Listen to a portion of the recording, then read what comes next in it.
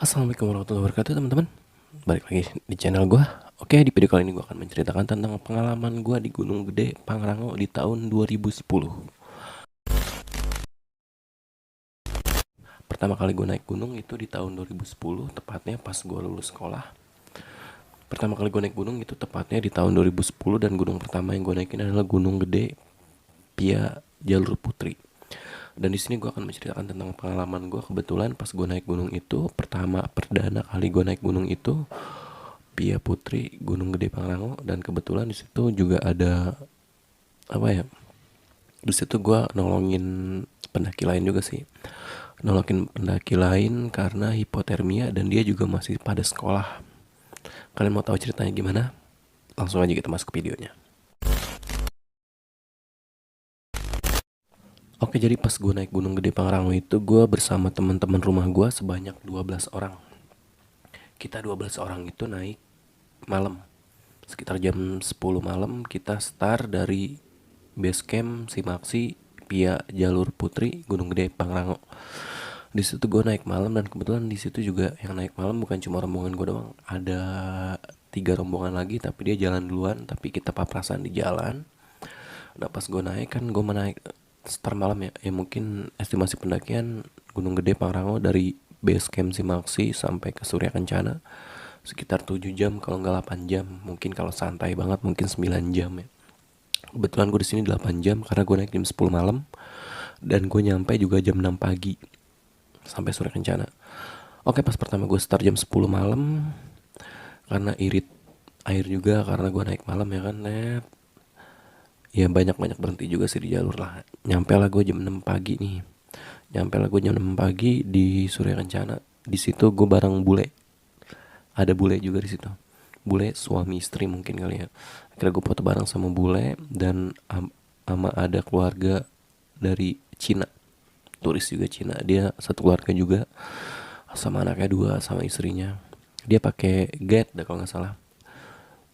Dia pakai Get. Oke, lanjut. Pas gue nyampe jam 6 kan kebetulan gue juga lucu nih, kapasitas tenda gue 6 orang tapi diisi 12 orang, kocak ya.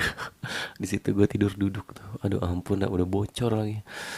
Oke, pas gue nyampe Surya Kencana jam 6, pas nggak lama gue diriin tenda, ada rombongan nih teriak-teriakan minta tolong gitu maksudnya.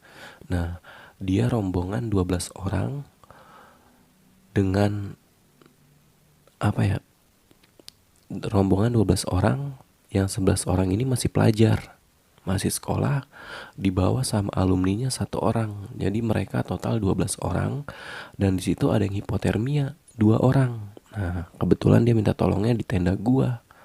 Kebetulan di situ ada gua, dan di situ cuma ada tenda gua, dan mau gak mau gue nolongin dong. Di situ gue nolongin, di situ yang hipotermia gue suruh buka baju. Yang buat yang hipo gue suruh buka bajunya, dan temennya juga buka bajunya untuk meluk yang hipotermia ini. Jadi tuh biar apa ya, kalau misalkan kita meluk pakai baju juga kan sama aja baju udah basah kan, soalnya di situ posisi udah gerimis banget. Terus juga ya tahu sendirilah Surya Kencana dinginnya, dingin banget, apalagi di situ masih jam setengah 7-an ya kalau nggak salah. Aduh, dinginnya kan tahu sendiri kalian gimana. Terus pas gue nyuruh dia pada meluk temen-temennya itu yang hipotermia itu, dan alhamdulillah. Tapi di situ gue bagi-bagi tugas juga sih. Di situ gue bagi-bagi tugas juga, dalam artian yang sebagian nyiapin air hangat, sebagian nyiapin tenda, dan siapin baju dia juga buat ngeganti, sleeping bag siapin. Dan setelah udah mendingan tuh, akhirnya kita kasih minum, terus kita langsung gantiin baju, kita langsung gulung-gulung pakai sleeping bag. Dan alhamdulillah baik-baik aja. Besok paginya dia langsung marahin ke tenda gua dan minta terima kasih.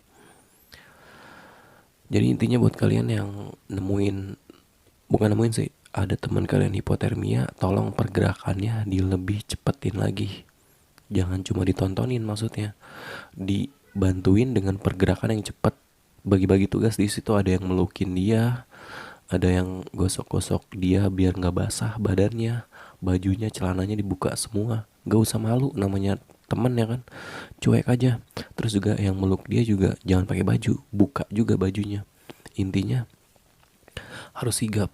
Kalau teman kalian yang ada kalau kalau teman kalian yang hipotermia tuh harus sigap, nggak boleh diem aja, jangan, harus sigap dan harus stay dan bagi-bagi tugas.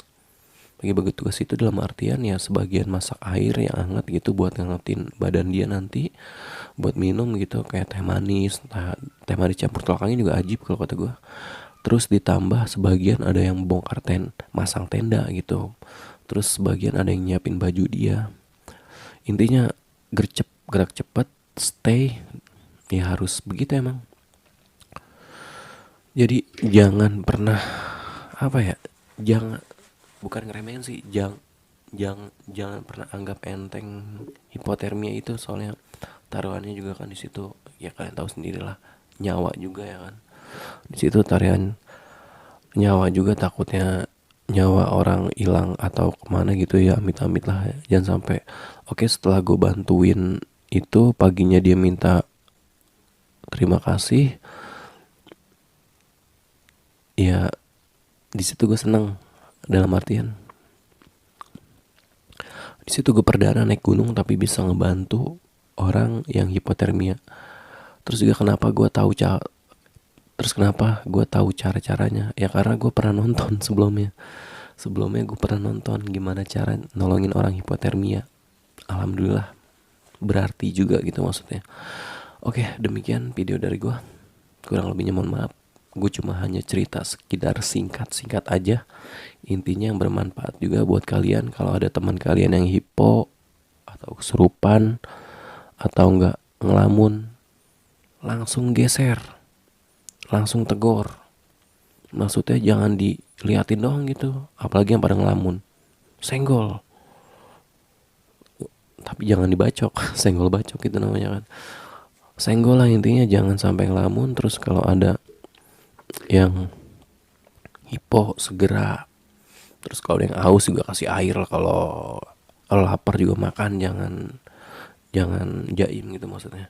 Oke, demikian cerita gue, kurang lebihnya mohon maaf. Gue akhiri dengan assalamualaikum warahmatullahi wabarakatuh. Terima kasih.